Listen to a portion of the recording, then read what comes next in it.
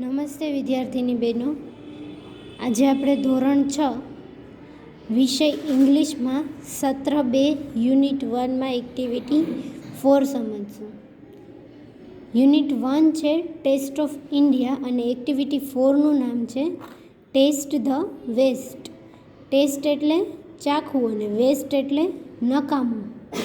Test the waste એટલે નકામી વસ્તુઓ ચાખો. તો એ એક્ટિવિટીમાં સ્ટોરી આપેલી છે. એ સ્ટોરી આપણે વાર્તા સમજતા પહેલાં એના સ્પેલિંગ, એના મિનિંગ સમજશું. તો પહેલું છે ટુ ઓર્ડર. ટુ ઓર્ડર એટલે હુકમ આપવો અથવા સૂચના આપવી. પછી છે હ્યુજ, HUGE, જેને હ્યુજ બોલાય છે. હ્યુજ એટલે વિશાળ અથવા તો ખૂબ જ મોટું. ત્રીજું છે ડિનર. ડિનર એટલે રાતનું ભોજન. લંચ એટલે બપોરનું ભોજન થાય અને ડિનર એટલે રાતનું ભોજન. પછી છે ઇમ્પોર્ટન્ટ. ઇમ્પોર્ટન્ટ એટલે મહત્ત્વનું. એના પછી GUEST, ગેસ્ટ. ગેસ્ટ એટલે મહેમાન. પછી છે પર્સનલી. પર્સનલી એટલે વ્યક્તિગત રીતે અથવા જાતે. પછી કિચન, KITCHEN, અને કિચન. કિચન એટલે રસોડું. પછી COOK, કૂક એટલે રસોઈયો, જે રસોઈ બનાવે છે એ.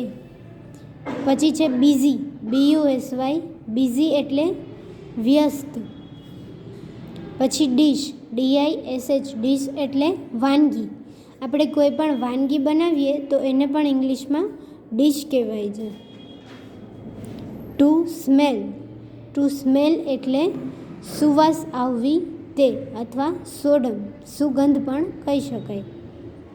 પછી છે સ્ક્રેપ, SCRAP. સ્ક્રેપ એટલે બાકી રહેલી વસ્તુઓ.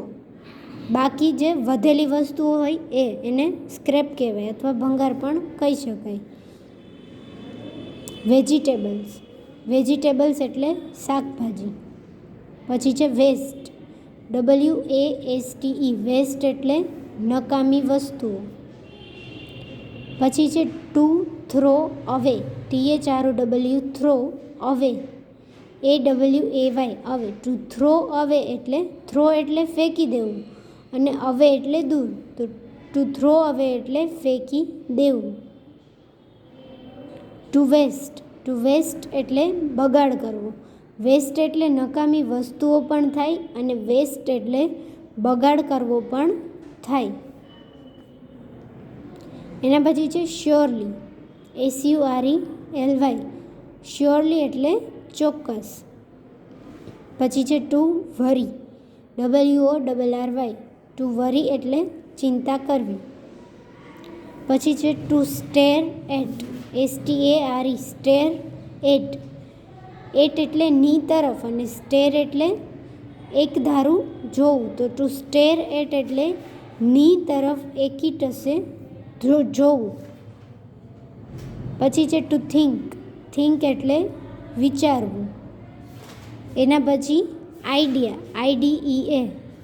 આઈડિયા એટલે યુક્તિ. Two wash, WASH. વોશ એટલે ધોવું. LONG, લોંગ એટલે લાંબુ. પછી સ્ટ્રીપ, STRIP. સ્ટ્રીપ એટલે લાંબો ટુકડો. Ground, GROUND. ગ્રાઉન્ડ એટલે વાટેલું. ગ્રાઉન્ડ છે એ ગ્રીન્ડનું ભૂતકાળનું રૂપ થાય.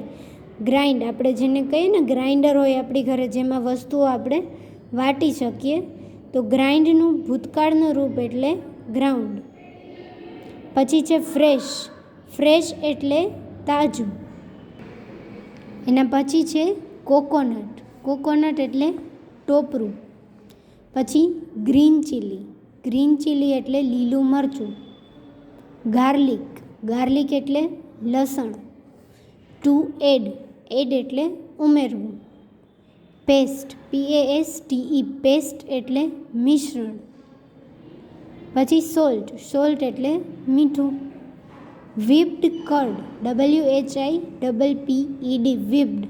કર્ડ એટલે દહીં, વિપ્ડ એટલે ફીણેલું અને કર્ડ એટલે દહીં. વિપ્ડ કર્ડ એટલે ફીણેલું દહીં. કરી, કરી એટલે કઢી. ટુ પોર, POUR, પોર એટલે રેડવું. પછી છે ઓઇલ, ઓઇલ એટલે તેલ. પછી ડેકોરેટ, DECORATE, ડેકોરેટ એટલે શણગારવું.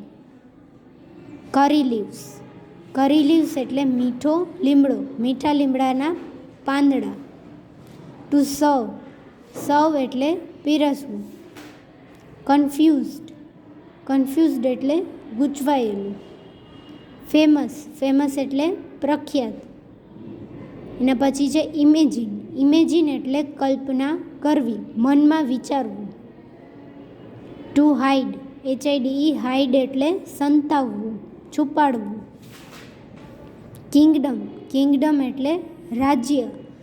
અને છે પોપ્યુલર, પોપ્યુલર એટલે લોકપ્રિય. તો આ બધા સ્પેલિંગ તમે યાદ કરશો એટલે આ એક્ટિવિટી 4ની સ્ટોરી સમજવી સહેલી થઈ જશે. તો આ સ્પેલિંગ પાકી નોટમાં લખવાના અને યાદ રાખવાના છે.